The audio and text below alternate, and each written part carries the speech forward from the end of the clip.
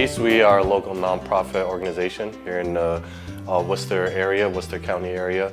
We've been around since 2006, so almost 2 decades now.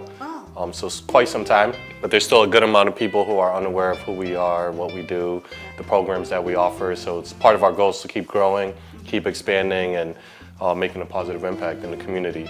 And when we started in 2006, we started as a very small organization, just providing our after-school tutoring services, tutoring program,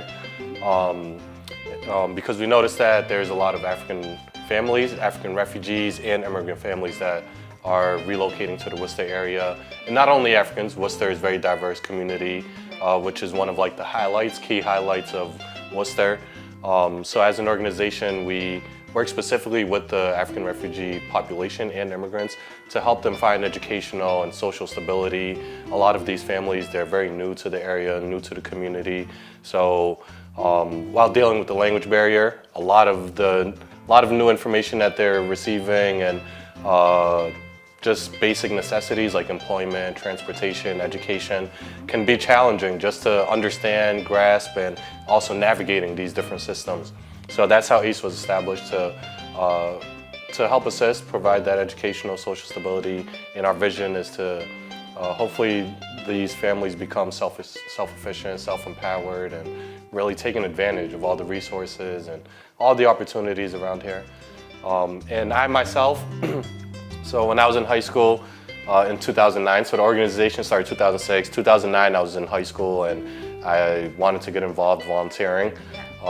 And ACE was a perfect opportunity to network, make more friends and connections within the African community, and then also to get more of a professional experience, tutoring, seeing how nonprofits work, how they operate. So it was a great balance, great opportunity for me there. And now, fast forward, my role is a volunteer and mentoring coordinator. So going from a former volunteer to now recruiting volunteers and recruiting all those supporters, just like myself when I was younger, I think it gives me an advantage in my position, and having that background, having that experience in my resume, it allows me to be able to understand the needs of the volunteers, what they're looking to gain, and then also from an organizational perspective, what kind of support do we look for, what do we need, and I feel like it gives me that perfect balance and understanding when I'm looking for recruitment and looking for volunteers to join. How do you balance their cultural differences, or there's no issues with that? Is there any issues with the cultural differences? Oh, certainly, absolutely. That's one of the challenges that students face, that cultural adjustment. Moving to a new country, a new way of living, takes time to adapt to social norms, customs, values, especially if you're coming from another part of the world where things are very different or completely opposite. So it takes time, and it varies, I would say, for each individual. Some students they adapt much quicker. Other students maybe take a little longer. But there's certainly cultural differences that students are balancing. And that's where we, as an organization, we think it's vital to be able to offer that cultural expression to students who come here. They find opportunities for dance, drumming, seeing other students, peers who look like them, speak similar languages, going through similar challenges, very similar outcomes, things like that. So just a way for them to connect, network, and be able to get integrated into the community.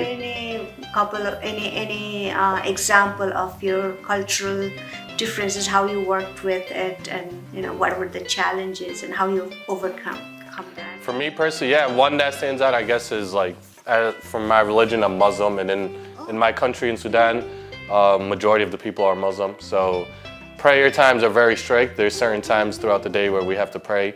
Where here in America, there's no, for example, it's hard when you're in a work setting or even in school, it's hard to find that time for praying. So that's one cultural obstacle that you have to overcome and find solutions for. And then there's places that are very accommodating. For example, here at ACE, we're planning to have a prayer room, so we want to be able to give outlets for students to pray. I pray with the students in my office or in the classrooms.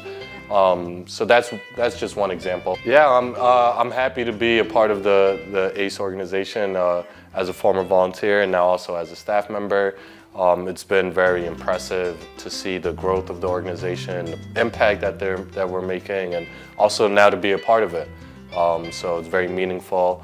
And personally, as an African immigrant myself, it means a lot to be able to be part of the mission and the vision of the organization, helping others that come from similar backgrounds as myself, and being able to help them have the same opportunities that I had, and also to make the best of their future, not only for themselves, but for their family, extended family members back home, and so on. So it's a very rewarding position, very rewarding job, and I feel happy coming in daily.